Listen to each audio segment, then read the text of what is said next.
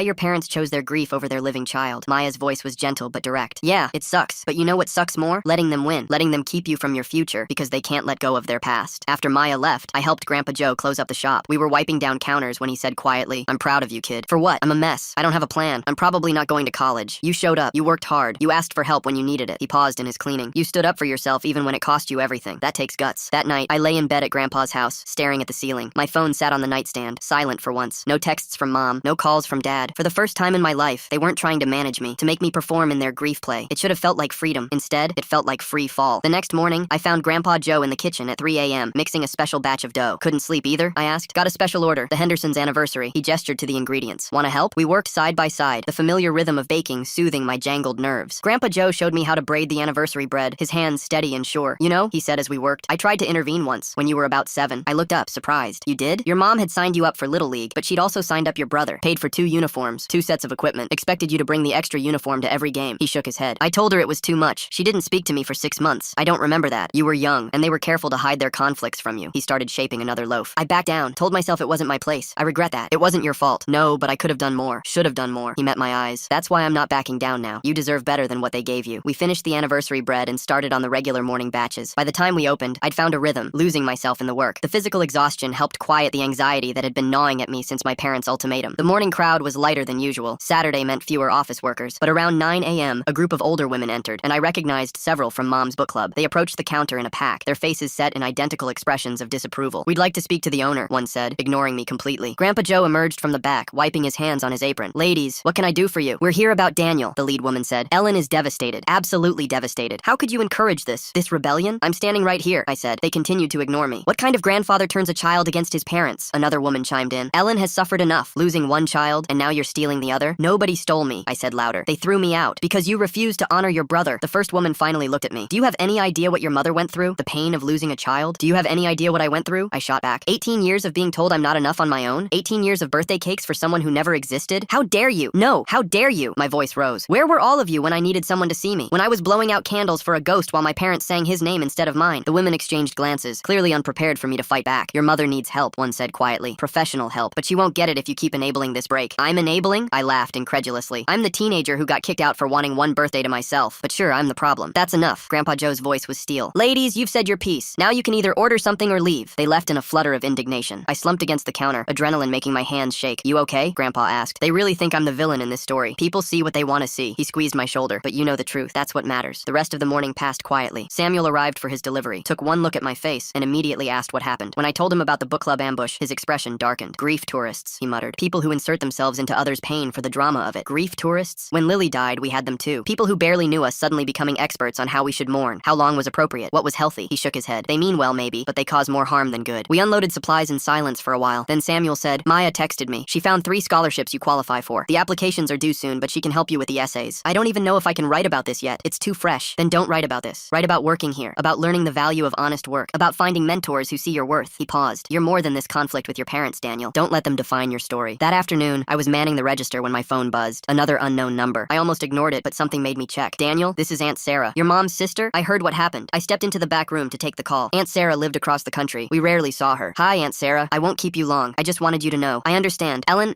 after the stillbirth, she changed. I tried to talk to her about it over the years, but she cut me off whenever I suggested therapy. She cut you off? Oh yes. Said I was trying to make her forget her baby. Sarah sighed. I wasn't. I was trying to help her see that she had a living child who needed her, but she couldn't hear it. So what did you do? I kept my distance, sent cards, called occasionally, but I couldn't watch what they were doing to you. Her voice grew firm. I should have done more. I'm sorry. It's not your fault. Listen, Daniel, I can't do much, but I can offer this. If you need a cosigner for student loans, call me. It's not ideal, taking on debt, but it's better than being held hostage. After we hung up, I stood in the storage room processing. Another family member who'd seen what was happening. Another adult who'd stayed silent, but at least she was offering help now. When I returned to the front, there was a lull in customers. Grandpa Joe was arranging pastries in the display case. That was Mom's sister, I told him. She offered to cosign student loans. That's good. Options are good. He straightened up. You know, your grandmother would have loved this. You standing up for yourself. Tell me about her. She was fierce. Didn't take nonsense from anyone. He smiled at the memory. When we first opened this place, the bank didn't want to give us a loan. Said a bakery was too risky. She marched in there with a business plan and samples and didn't leave until they approved us. I wish I'd known her better. She died when you were 5, but she saw it, you know, the thing with your parents. Told them once that they were going to lose you if they kept it up. What did they say? Your mother cried. Your father accused her of being insensitive. Grandpa's jaw tightened. We didn't see you for 2 months after that. They said you were too busy to visit. The bell chimed, interrupting us. A young couple entered, debating between chocolate croissants and apple turnovers. I helped them, grateful for the distraction from family drama. The afternoon wore on. More customers, more orders, more normal interactions that helped me feel grounded. I was just starting to relax when I saw them through the window. Mom and Dad, standing across the street watching the bakery. They didn't come in. They just stood there. Mom clutching Dad's arm, both of them staring at the shop like it was a crime scene. Ignore them, Grandpa Joe said quietly. They're trying to make you feel guilty. But I couldn't ignore the way Mom's shoulders shook, or how Dad kept checking his watch like they were timing how long I could go without breaking. After 20 minutes, they left. I let out a breath I didn't know I'd been holding. 2 more days, I said. 2 more days until their deadline. You don't have to decide anything on their timeline, Grandpa reminded me. This is your life. That evening, I met Maya at a coffee shop near the university. She'd brought her laptop and a stack of printed applications. Okay, she said, all business. Let's start with the easiest one, the Community Foundation Scholarship. It's need-based, and they specifically mention family estrangement as a qualifying circumstance. We worked through the application together. Maya was patient, helping me frame my experiences in ways that were honest but not bitter. Don't bash your parents, she advised. Focus on your goals, your work ethic, your plans for the future. The committee wants to invest in someone who will succeed despite obstacles, not someone who's stuck in anger. But I am angry. Of course you are. You have every right to be. She leaned back in her chair. But anger won't pay your tuition. Strategy will. We finished 3 applications before the coffee shop closed. Maya walked me to my car, her expression thoughtful. Can I ask you something? Why bakery work? You could probably get a retail job that pays better. I thought about it. It feels real, making something with my hands that nourishes people. And Grandpa Joe, he sees me, just me, not as half of anything. Maya smiled. That's a good answer. You should use that in your essays. The next day was Sunday. The bakery was closed, but Grandpa Joe and I went in anyway to prep for the week ahead. We worked in comfortable silence, shaping dough for Monday's first batches. Your parents called again, he said eventually. Left a voicemail. Want to hear it? I nodded. He pulled out his phone and played the message. Dad, my mother's voice was thick with tears. Please, we just want to talk to Daniel. We have a compromise. Please call back. A compromise, I repeated. Let me guess. I can have half a birthday cake? Grandpa Joe didn't laugh. You want my advice? Always. Hear them out. Not because you owe them anything, but because you need to know you tried everything before walking away. He paused. But don't go alone. Take someone with you. Samuel offered if you want. I spent the rest of the day thinking about it. Part of me wanted to ignore them, to let their deadline pass in silence. But another part, the part that still remembered being small and loved, wanted to know what they had to say. That evening, I texted Samuel. Would you really come with me to meet my parents? His response was immediate. When and where? I called my parents' house. Dad answered on the first ring. Daniel. His voice was carefully controlled. Thank you for calling. I'll meet with you tomorrow at noon at the park by the library. Neutral ground. And I'm bringing someone. Who? Does it matter? You wanted to talk. Those are my terms. A pause. Fine, we'll be there. I hung up before he could say anything else. That night, I barely slept. I kept running scenarios in my head, imagining what they might say, how I should respond. By morning, I was exhausted but determined. I worked the morning shift at the bakery, the routine helping calm my nerves. Samuel arrived early, ostensibly for inventory, but really to check on me. You sure about this? He asked. No, but I need to do it anyway. At 11:45, we drove to the park. My parents were already there, sitting on a bench near the playground where I used to play as a kid. Mom stood when she saw us, then froze when she recognized Samuel. Mr. Lee? She looked confused. What are you doing here? Supporting Daniel, Samuel said simply. We sat at a picnic table, my parents on one side, Samuel and me on the other, like opposing teams. Thank you for coming, Dad started formally. We've been doing a lot of thinking. We want you to come home, Mom interrupted. We'll compromise. You can have your own cake, a small one, after we do the regular celebration. I stared at her. That's your compromise? I get a second cake? It's a start, Dad said. We're trying, Daniel. No, you're not. My voice was steady. You're offering me crumbs and expecting gratitude. I don't want a second cake. I want you to see me as a whole person, not half of a set. You are not half of anything, Mom's voice rose. You're our son. Then why have you spent 18 years acting like I'm not enough? Why is my birthday about him? Why is my life about him? Because he died. Mom was crying now. He died and you lived, and we've tried so hard to keep him with us. But he's not with us, Mom. He never was, and you've been so busy keeping his memory alive that you forgot to let me live. Samuel shifted beside me, a subtle reminder that I wasn't alone. Dad leaned forward. What do you want from us, Daniel? Spell it out. I want you to get help. Real help. Therapy. Grief counseling. I want you to stop the shrine room, the double purchases, the birthday cake for someone who was never born. I took a breath. And I want you to want those things too. Not just to get me back, but because you recognize how unhealthy this is. Unhealthy? Mom's voice was sharp. Loving our child is unhealthy? Loving a dead child more than your living one is, Samuel said quietly. My parents turned to him in shock. You don't understand, Mom started. I do, actually. Samuel's voice was calm but firm. I lost a daughter, 8 years old, leukemia. I know exactly what it's like to lose a child who lived, who had a personality and dreams and favorite foods. And I also know that if I had made Maya live in her sister's shadow, I would have lost her too. This is different, is it? Your son is sitting here telling you he's been hurt by your choices. Are you listening? Or are you so wrapped up in your own pain that his doesn't didn't matter. Dad stood abruptly. We don't need to be lectured by someone who's been through loss and came out the other side. Samuel stood too. Or by someone who's supporting your son when you won't. One more day, Dad said, ignoring Samuel and looking at me. You have one more day to decide about college. Come home, follow our rules, and we'll pay. Stay with him. He jerked his head at Grandpa's house. And you're on your own. They left without waiting for my response. Samuel and I sat in silence for a while, watching kids play on the swings. I'm sorry, I said finally. I shouldn't have asked you to come. That wasn't fair to you. You have nothing to apologize for. He watched a father push his daughter on a swing. They're not ready to see you. Maybe they never will be. So what do? You build your life anyway, with or without them. He stood, brushing off his pants. Come on, let's get back to the bakery. Maya's stopping by with more scholarship information. That afternoon, the bakery was busier than usual. Word had gotten out about the morning's confrontation. Small town gossip traveled fast. Some customers were extra kind, leaving larger tips or offering words of encouragement. Others whispered and stared. Around 3 p.m., Catherine stopped by with a group of friends from school. We heard about the park thing, she said without preamble. Nicholas's mom was walking her dog and saw the whole thing. Great, I muttered. More gossip. Actually, we wanted to help. She pulled out her phone. There's this online fundraiser thing for students who need help with college. We could set one up for you. I don't want charity. It's not charity, Nicholas interrupted. It's community support. There's a difference. Before I could protest further, they were already planning. Within an hour, they'd set up a page with a modest goal and a carefully worded explanation that didn't bash my parents, but explained my situation. We'll share it with our networks, Catherine promised. You'd be surprised how many people want to help. After they left, Grandpa Joe pulled me aside. You've got good friends. I guess I do. I felt overwhelmed by the support. I didn't expect any of this. People recognize injustice when they see it, and they want to help make it right. Maya arrived as promised, with more scholarship applications and her laptop, but she also brought something else, a printed email from the financial aid office at State University. I reached out to them about your situation, she said. Explained the circumstances. They're willing to review your case for independent student status if you can provide documentation. What kind of documentation? Police reports would be ideal, but since your parents didn't call the cops when they kicked you out, we'll need other proof. Written statements from witnesses, text messages, that kind of thing. We spent the next 2 hours gathering evidence, screenshots of texts, emails from Aunt Sarah, a written statement from Grandpa Joe. It felt surreal, building a case file of my own life. This is enough to start, Maya said finally. The review process takes time, but it's worth trying. That evening, I helped Grandpa Joe close the bakery. As we cleaned, he said quietly, tomorrow's their deadline. I know. Have you decided? I thought about it as I wiped down the counter. I decided the moment they kicked me out. I just didn't know it yet. The next morning, deadline day, I woke to find Grandpa Joe already in the kitchen making breakfast. Big day, he said, sliding a plate of eggs and toast in front of me. You okay? I think so. I ate mechanically, trying not to think about what I was giving up. It's just 18 years of college savings. Gone. Money can be replaced. Self-respect can't. He sat across from me with his own plate. Your grandmother used to say that. I wish I could have talked to her about this. She would have been proud of you. Standing up for yourself, working hard, not letting them break you. He smiled sadly. She also would have marched over there and given your parents a piece of her mind. We drove to the bakery in comfortable silence. The morning routine was soothing, mixing dough, shaping loaves, the familiar rhythm of work. But underneath it all was the knowledge that by the end of the day, I'd officially be on my own for college. The morning started quietly, but around 9 a.m., my phone started buzzing. The fundraiser Catherine had set up was gaining traction. Small donations trickled in, $20 here, $50 there. Each one came with a message of support. From a mom who believes children should be celebrated for who they are. From someone who understands complicated families. For your fresh start, you deserve it. I had to step into the back room to compose myself. When I came out, Mrs. Patterson was at the counter. I saw the fundraiser, she said quietly. The teachers' union has an emergency fund for students in crisis. I've submitted your name. Mrs. Patterson, I don't know what to say. Say you'll keep working hard. Say you won't let this define you. She smiled. And say you'll write me from college next year. The lunch rush kept me too busy to check my phone, but I could feel it buzzing with notifications. The fundraiser was spreading beyond our small town, shared by friends of friends of friends. At 2 p.m., Samuel arrived with his delivery. He took one look at my face and raised an eyebrow. What's the deadline? Haven't heard from them yet. I helped him unload boxes. Maybe they're waiting until the last minute. Or maybe they're realizing you're serious. He paused. Maya called. The first scholarship you applied for wants an interview. That's a good sign. When? Thursday. She'll prep you tomorrow. We finished unloading in silence. As Samuel was leaving, he turned back. Whatever happens today, you're going to be okay. You've got a whole community behind you now. At 4 p.m., with 2 hours left until the end of business day, their deadline, my phone rang. Dad. I stepped outside to take it. Have you come to your senses? His voice was cold. I've been sensible all along. You're the ones living in a fantasy. Last chance, Daniel. Come home, apologize, and we'll forget this happened. No. Then you've made your choice. Don't come crying to us when you can't afford tuition. I won't. My voice was steady. Because unlike you, I'm building a life based on reality, not ghosts. He hung up without saying goodbye. I stood outside the bakery for a long moment, letting it sink in. It was done. 18 years of being half a person in their eyes, and it was finally done. When I went back inside, Grandpa Joe took one look at my face and pulled me into a hug. I'm proud of you, kid. I'm officially on my own for college. No, he said firmly. You're not on your own. Look around. I did. The bakery was full of regulars, people who'd watched me grow up, who'd supported me these past days. Samuel was still there, having invented reasons to stick around. Maya had arrived and was setting up her laptop at a corner table. You've got family, Grandpa Joe said. It just doesn't look like what you expected. The rest of the afternoon was a blur. The fundraiser had exceeded its original goal and was still climbing. Maya walked me through interview prep for the scholarship. Customers kept offering support, job leads, furniture for a future dorm room, connections at various colleges. As we closed up shop, I realized something. I'd spent 18 years sharing my identity with someone who never existed, but in losing that forced connection, I'd found something real, a community that saw me, just me, and decided I was worth supporting. You know what tomorrow is? Grandpa Joe asked as we locked up. Tuesday? The first day of your life where you don't have to pretend to be half of something something. He smiled. How does it feel? I thought about it. Terrifying and free. Good combination. That's how the best adventures start. As we drove home, my phone buzzed with another donation notification. The message read, from someone who knows what it's like to be unseen. You're visible now. Keep shining. I smiled, watching the familiar streets pass by. Tomorrow I'd worry about scholarship interviews and financial aid forms and all the practical details of building a life without my parents' support. But tonight, I was just Daniel. Not half of anything. Not defined by loss or grief or someone else's inability to let go. Just Daniel. Whole and complete and ready to rise. The scholarship interview was Thursday morning at State University. Maya had drilled me on possible questions until I could answer them in my sleep. Samuel offered to drive me, saying he had a delivery in that area anyway. We left at dawn, the bakery already prepped for the day. Grandpa Joe handed me a paper bag as I walked out. Inside was a fresh croissant and a note. Knock 'em dead, kid. The drive took 2 hours. Samuel kept the conversation light, telling stories about his early days as a supplier, how he'd built his business from nothing after Lily's medical bills nearly destroyed them financially. The thing about starting over, he said as we merged onto the highway, is that you get to decide what matters this time around. The university campus was bigger than I'd imagined. Samuel walked me to the financial aid office, then squeezed my shoulder. I'll be in the parking lot, however long it takes. The waiting room was full of other students, all clutching folders like mine. I recognized the look on their faces, that mix of hope and desperation that comes from needing something you can't control. Daniel Lee? A woman appeared in the doorway. I stood, my legs suddenly unsteady. The interview room was small, with 3 people behind a table. They introduced themselves, the financial aid director, a scholarship committee member, and surprisingly, Mrs. Patterson. I'm on the committee, she explained, seeing my shock. I recused myself from voting on your application, but I wanted to be here. They asked about my situation. I told them, keeping my voice steady as I explained the birthday cakes, the shrine room, the moment I asked for 18 candles instead of 36. The financial aid director took notes, her expression carefully neutral. What are your plans if you don't receive this scholarship? The committee member asked. I'll keep working at my grandfather's bakery. I'll take community college classes at night. I'll apply for every scholarship I can find. I met their eyes. I'm not giving up on my education because my parents gave up on me. They asked about my grades, my work ethic, my plans for the future. I answered honestly, not trying to paint myself as perfect, just determined. One last question, the financial aid director said. Your parents have offered to pay for college if you return home and comply with their requirements. Why not take that offer? I thought carefully before answering. Because some prices are too high. They're asking me to erase myself, to pretend I'm half a person. I'd rather work 3 jobs than spend 4 more years disappearing. The interview ended. Mrs. Patterson walked me out, her hand gentle on my arm. You did well, she said quietly. Whatever happens, you spoke your truth. Samuel was waiting in the parking lot, leaning against his truck. He took one look at my face and opened the passenger door. Come on, let's get some real food. Campus cafeteria doesn't count. We found a small diner near the university. Over burgers and fries, I told him about the interview. He listened without interrupting, occasionally nodding. You know what struck me? He said finally. You didn't bash your parents. You just stated facts. Maya said that would be important. Maya's smart. Gets it from her mother. He smiled sadly. Her mom would have liked you. She was big on helping kids find their own paths. We drove back mostly in silence. As we neared town, Samuel's phone rang. He answered on Bluetooth. Dad? Maya's voice filled the truck. Is Daniel with you? There's something happening at the bakery. My stomach dropped. What kind of something? Just get here, Maya said. It's not bad, I think. Just complicated. Samuel drove faster. When we pulled up to the bakery, there was a crowd outside. Not angry, just waiting. I recognized faces from the community. Customers, people from school. Grandpa Joe stood in the doorway, his expression unreadable. Daniel, you need to see this. Inside, the bakery was packed. On the counter sat a cake. Not fancy, just a simple sheet cake with white frosting. Written on it in careful letters. Daniel's college fund. Catherine stepped forward. The fundraiser kind of exploded. After your dad called the bakery this morning and yelled at your grandfather loud enough for everyone to hear, well, she gestured at the crowd. People got mad. He called? I turned to Grandpa Joe. Wanted to make sure I knew you'd thrown away your future. I put him on speaker by accident. Grandpa's eyes twinkled. Funny how these old phones work. Nicholas's mom emerged from the crowd. I filmed your parents at the park. I wasn't going to share it, but after this morning, she held up her phone. It's been viewed 20,000 times. I sank onto a stool, overwhelmed. The fundraiser page showed on Maya's laptop. It had raised enough for a full year of community college, maybe more. This isn't charity, Catherine said firmly. This is a community investing in someone who works hard, who stands up for himself, who deserves a chance. An older man I didn't recognize stepped forward. I own the hardware store on Main. I saw that video. My wife and I want to offer you a weekend job if you need extra hours. Others chimed in with offers. Tutoring jobs, house-sitting gigs, connections at various colleges. It was overwhelming and humbling and everything I hadn't dared hope for. There's more, Maya said quietly. She pulled me aside, showing me an email on her phone. The scholarship committee. They want you to know that while they can't give official results yet, you should proceed with confidence in your college planning. I had to sit down again. Grandpa Joe appeared at my shoulder with a glass of water. You okay, kid? I don't understand. Why are all these people? Because they see what your parents can't. He gestured at the crowd. They see a kid who just wanted to be valued for who he is, and they're choosing to value you. The impromptu celebration lasted another hour. People shared their own stories. Family conflicts, kids they'd helped, times when the community had rallied for them. It was like discovering I'd been surrounded by a safety net I never knew existed. As the crowd finally dispersed, Samuel helped clean up. You know, he said, stacking chairs, this is what I meant about choosing what matters. Your parents chose their grief. You chose your future. The community chose you. That evening, I sat at Grandpa Joe's kitchen table surrounded by paperwork, college applications, scholarship forms, job offers written on napkins. My phone buzzed constantly with messages of support. Then, buried in the notifications, I saw it. A text from Mom. Saw the video. This isn't what we wanted. I stared at it for a long moment, then typed back, no, it's what I needed. She didn't respond. The next few days blurred together. I worked at the bakery, had my shifts at the hardware store, met with Maya for application help. The routine was exhausting but grounding. Every envelope I addressed, every form I filled out, was a step toward a future I was building myself. Sunday morning, morning, I was opening the bakery alone. Grandpa Joe had a doctor's appointment. I just finished arranging the pastries when the bell chimed. A woman entered, maybe 40, with tired eyes and a careful smile. She ordered a coffee and a blueberry muffin, then paused at the register. "You're Daniel," she said. It wasn't a question. I nodded, wary. "I saw the video. I just wanted to say," she took a breath, "I lost a baby too, stillborn. And for years, I couldn't see past that grief. It almost cost me my marriage, definitely damaged my relationship with my living kids. I'm sorry," I said, not sure what else to offer. "Don't be. I got help, eventually. But I wanted you to know what you did, standing up for yourself. You might have saved your parents too, even if they can't see it yet." She left before I could respond. I stood there, processing her words when the bell chimed again. This time it was Aunt Sarah, in person. "Surprise," she said weakly. "I flew in this morning. I hope it's okay." Of course. I came around the counter to hug her. She smelled like airplane and the same perfume she'd worn when I was little. "I've been watching everything unfold online," she said. "I couldn't stay away anymore. I should have come years ago." We sat at a corner table while I made her coffee. She looked around the bakery with wonder. "This place feels like hope," she said, "like fresh starts." "It's been that for me. I went to see your parents first," she admitted. "Tried one more time to get through to them. Ellen wouldn't even open the door. Robert told me I was enabling your rebellion. I'm sorry you flew all this way for nothing." "Oh, honey, no." She grabbed my hand. "I came to see you, to tell you in person that I'm proud of you, to make sure you know you have family who sees you clearly." We talked for an hour. She told me stories about Mom before the stillbirth, how vibrant she'd been, how excited about having twins. It was strange, hearing about a version of my mother I'd never known. "She loved you so much when you were born," Aunt Sarah said. "But the grief, it twisted that love into something else, something that hurt you. That's not your fault." Before she left, she pressed an envelope into my hand. "For college. It's not much, but it's what I can do." I tried to refuse, but she wouldn't hear it. "Let me do this. Let me be the aunt I should have been all along." The lunch rush arrived, keeping me too busy to process everything. But as I worked, I felt something shifting inside me. All these people, Grandpa Joe, Samuel, Maya, Mrs. Patterson, Catherine, even strangers from the internet, they were choosing to see me, support me, value me. Not because they had to, but because they wanted to. Around 2 p.m. during a lull, my phone rang. Unknown number. "Daniel, this is Dr. Elizabeth Reeves. I'm a grief counselor at the community center. I saw your story online, and I wanted to reach out." My guard went up immediately. "If my parents sent you..." "No, nothing like that. I actually wanted to talk to you about a support group we're starting for young adults dealing with complicated family situations. I think your voice would be valuable. I don't know if I'm ready to talk about it more." "That's fair. But if you change your mind, we meet Tuesday evenings. No pressure to share. Sometimes just listening helps." After we hung up, I saved her number. Maybe someday. Not yet, but maybe. The afternoon flew by. More customers than usual, many mentioning they'd seen the video or heard about the fundraiser. The tip jar overflowed. One elderly man pressed a $50 bill into my hand for showing that standing up for yourself doesn't mean standing alone. As closing time approached, I was wiping down tables when I saw them through the window. Mom and Dad, in their car across the street, watching. They didn't get out, just sat there. Mom's face a pale oval behind the glass. After 10 minutes, they drove away. "They've been doing that all week," Grandpa Joe said, appearing beside me. "Coming by, watching, leaving. Why? Because they're realizing what they lost. Not their imagined son, their real one." That night, I updated my college applications with my new financial information. The fundraiser, the scholarship possibilities, Aunt Sarah's gift. It was enough. Not comfortable, but enough. My phone buzzed. Another unknown number, but this time I recognized the area code. My parents' neighborhood. "Daniel, this is Mrs. Fitzgerald. From down the street, I just wanted you to know. Your mother hasn't left the house in days. Your father told everyone at church that you're being manipulated. But honey, we've all seen that video. We know the truth. Thanks for telling me," I said, not sure what else to say. "Some of us have tried to talk to them, gently suggest they get help, but they're not ready to hear it." She paused. "But I wanted you to know you have support in the old neighborhood too. What they did wasn't right." After she hung up, I sat in the dark kitchen for a while. It was strange how my standing up for myself had created ripples I never expected. People were choosing sides, but more importantly, people were seeing the truth that had been hidden in our house for 18 years. The next morning, Monday, I got up extra early to help with a special order. The Hendersons were celebrating their 50th anniversary with a big party, and they'd ordered dozens of pastries. 50 years, Mr. Henderson said when he came to pick up the order. "You know the secret? Seeing each other clearly. Not who you wish they were, but who they are." As I boxed up their order, he added quietly, "Saw your story online. Good for you, son. Sometimes the bravest thing is just being yourself." The morning rush was lighter than usual, giving me time to think. Tomorrow was the support group Dr. Reeves had mentioned. Thursday, I'd hear about the scholarship. Friday was the deadline for college applications. My life was moving forward at breakneck speed. Around 11 a.m., Samuel arrived with his delivery, but he wasn't alone. A middle-aged woman climbed out of the truck with him, professional looking in a crisp blazer. "Daniel, this is Jennifer Walsh," Samuel said. "She's a lawyer, specializes in education law." I shook her hand, confused. "Nice to meet you." "Samuel told me about your situation," she said. "I want to make sure you understand your rights regarding financial aid, independent student status, and parental information requirements." "I can't afford a lawyer. Pro bono," she said firmly. "I have a son your age. If someone tried to use his education as emotional blackmail, I'd want someone to help him too." We sat at a table while she explained various legal protections, forms I could file, ways to ensure my parents couldn't sabotage my applications out of spite. It was overwhelming but reassuring. "The main thing," she said, packing up her briefcase, "is documentation. Keep everything. Every text, every email, every witness statement. You've done a good job so far." After they left, Grandpa Joe whistled low. Samuel really went above and beyond. "I don't understand why everyone's being so nice." "Because, kid, most people understand what it's like to just want to be seen. Your story resonates. And Samuel," he paused, "Samuel sees himself in your parents, what he could have become if he'd let grief consume him." The afternoon brought a surprise. The local newspaper wanted to do a story, not about the family drama, but about the community response. The reporter was respectful, focusing on the fundraiser and the outpouring of support rather than the painful details. "It's a story about how communities can step up," she said, "how sometimes chosen family is stronger than blood." As she left, I noticed the car across the street again, this time just Dad. Dad. He sat there for 20 minutes, his face unreadable from this distance, then drove away. That evening, I helped close the bakery, then headed to my shift at the hardware store. The owner, Mr. Jameson, had me organizing inventory, peaceful work that let my mind wander. You know, he said, appearing with a clipboard, I hired you because of what I saw in that video, not the drama, the way you spoke, calm, clear, standing your ground without being cruel. That's rare. I had good examples, I said, thinking of Grandpa Joe and Samuel. Well, keep it up. Skills like that will take you far. When I got home that night, there was a package on the doorstep. No return address, but I recognized Mom's handwriting. Inside was my baby book, photos from my early years, and a letter. I sat on the porch steps to read it, my hands shaking slightly. Daniel, these belong to you. I've been looking through them, trying to understand where we went wrong. I see your face in these pictures, how bright you were, how happy. I don't know when that changed. I don't know how to fix this, but these are yours. Love, Mom. No mention of my brother. No shared identity. Just me. I texted her. Thank you for these. She replied immediately. I'm sorry. Just that. No qualifications. No excuses. Just sorry. I didn't know what to do with that, so I took the box inside and spent an hour looking through photos I'd never seen. Me as a baby, alone in the frame. Me taking first steps. Me covered in birthday cake. My first birthday, with just one candle. She kept these separate, I realized aloud. Grandpa Joe looked up from his newspaper. What do you mean? These aren't from the family albums. These are just me. She had pictures of just me all along. Huh. Grandpa Joe studied one of the photos. Maybe there's hope for her yet. Tuesday morning came fast. I worked the early shift, then headed to the community center for the support group. I wasn't sure I was ready, but something pulled me there anyway. The room was small, chairs arranged in a circle, about 8 people, various ages. Dr. Reeves welcomed me warmly. No pressure to share, she reminded me. Just listen if that's what you need. I listened. Stories of estrangement, of complicated grief, of families that couldn't see past their own pain. A girl whose parents disowned her for choosing art over medicine. A guy whose family pretended his addiction never happened, even after he got clean. A woman whose mother competed with her for everything, even her own wedding. When it came to me, I just said, I'm Daniel. I'm 18. My parents loved someone who never existed more than they loved me. Nods around the circle, understanding without judgment. After the meeting, the girl who chose art approached me. I saw your video. It gave me courage to apply to art school. Thank you. Wednesday was the newspaper article release. Grandpa Joe bought 10 copies, proud as could be. The headline read, Community Rallies Around Local Teen, a story of chosen family. The article was perfect, respectful, focused on the positive. It mentioned the bakery, how I'd found work and support there. Samuel was quoted, sometimes tragedy teaches us to value what we have. Daniel reminded our community of that. The bakery was slammed all day. New customers mixed with regulars, all wanting to support that brave kid from the article. It was exhausting, but heartwarming. Catherine stopped by after school with an update. The fundraiser's at $32,000. People from all over are donating. Small amounts, but they add up. That's insane. That's people recognizing injustice and doing something about it, she grinned. Also, Nicholas's mom's video, it's at 100,000 views. Your dad yelling about how ungrateful you are while you calmly explain you just wanted your own birthday? It's powerful. That evening, I was too wired to sleep. Tomorrow was the scholarship decision. I'd know if I could actually afford college or if I'd need to take a gap year to save more. Thursday morning, I couldn't eat. Grandpa Joe made my favorite breakfast, but my stomach was in knots. The email would come by noon. I worked mechanically, checking my phone every few minutes. Samuel arrived early, pretending he needed to check inventory, but really just offering silent support. At 11:47 a.m., the email arrived. My hands shook as I opened it. Grandpa Joe and Samuel flanked me, reading over my shoulder. Dear Daniel, we are pleased to inform you that you have been awarded the Complete Futures Scholarship, covering full tuition for 4 years at any state university. I had to sit down. Full tuition. 4 years. Everything. Samuel squeezed my shoulder. Grandpa Joe was crying, not even trying to hide it. You did it, kid. You really did it. The rest of the day was a blur of congratulations. Word spread fast in our small town. Customers hugged me, pressed cards into my hands, shared their own stories of overcoming obstacles. Mrs. Patterson stopped by, beaming. I knew that interview went well. You spoke from the heart. That evening, there was another impromptu celebration at the bakery. Maya brought college brochures, helping me think about which state school would be best for my planned major in business. With the fundraiser money, you can actually afford room and board, she calculated. Maybe even have some left over for books and supplies. As the celebration wound down, I stepped outside for air. The night was clear, stars visible despite the streetlights. I thought about how much had changed in just 2 weeks. My phone buzzed. Dad, congratulations on the scholarship. Your mother saw the announcement online. I stared at the text, unsure how to respond. Finally, I typed, thank you. We want to talk. When you're ready, we're getting help. I put the phone away without responding. Maybe someday, but not yet. Friday was application deadline day. I submitted everything online, then went to work. Normal day, normal customers, but everything felt different. I had a future now, one I'd built myself with help from people who chose to see me. That afternoon, a certified letter arrived at the bakery from my parents' lawyer. My heart sank as I opened it, expecting some last attempt at control. Instead, it was papers signing over my college fund to me directly. Not the full amount they'd saved, about half, but still substantial. A note from the lawyer. Your parents wanted you to know this comes with no strings attached. They're beginning to understand what they lost. I sat in the back room, overwhelmed. Even half the college fund, combined with the scholarship and fundraiser, meant I could graduate debt-free. It meant choices, freedom, a future without financial chains. Grandpa Joe found me there. You okay? They gave me part of the college fund. No conditions. Huh. He sat beside me. Maybe that counseling's working. Maybe. We sat in comfortable silence until customers needed attention. As weeks passed, life settled into a new rhythm. Work, applications, support group, planning for college. The video views climbed past 200,000. The fundraiser closed at $45,000. I got into every state school I applied to. One morning, I arrived at the bakery to find a familiar car in the parking lot. Mom, alone, standing by the door. I know I'm early, she said quietly. I was hoping we could talk. I unlocked the door, let her in. We stood awkwardly in the empty bakery. I've been seeing Dr. Reeves, she said. She's helped me understand a lot about what we did, what I did. I waited. I turned you into a living memorial. That wasn't fair. It wasn't right. I'm sorry. sorry. Okay, I know that's not enough. I know sorry doesn't fix 18 years. But I wanted you to know. I see you now. Just you. And I'm proud of who you've become, even if I can't take credit for it. She left without asking for anything. Without pushing for forgiveness I wasn't ready to give. That night at support group, I shared the encounter. Dr. Reeves nodded thoughtfully. Healing isn't linear, she said. For them or for you. Take your time. As spring arrived, acceptance letters came. I chose State University, where Maya went, where I'd interviewed. Close enough to keep my bakery job on weekends. Far enough to build my own life. The night before graduation, Grandpa Joe made a cake. 1 layer, 18 candles. For all the birthdays you should have had, he said. Samuel and Maya came over. Aunt Sarah flew in. Mrs. Patterson stopped by. Catherine and Nicholas brought a few friends. My chosen family gathered to celebrate not just graduation, but survival. As I blew out the candles, I didn't make a wish. For the first time in my life, I didn't need to. I had everything I needed. People who saw me, work that fulfilled me, a future I'd chosen. My phone buzzed. A text from Mom. Congratulations on graduating. We're proud of you. I showed it to Grandpa Joe. He read it, then squeezed my shoulder. You can be proud of yourself too, kid. You broke the cycle. You chose yourself. That takes guts. The bakery job had taught me about rising, how dough needs the right environment, how it takes time, how sometimes you have to punch it down before it can grow properly. My life felt like that. I'd been punched down, but I'd risen anyway. College started in 3 months. I'd keep working, keep saving, keep building relationships with people who valued me for exactly who I was. Not half of anything. Not defined by loss, just Daniel.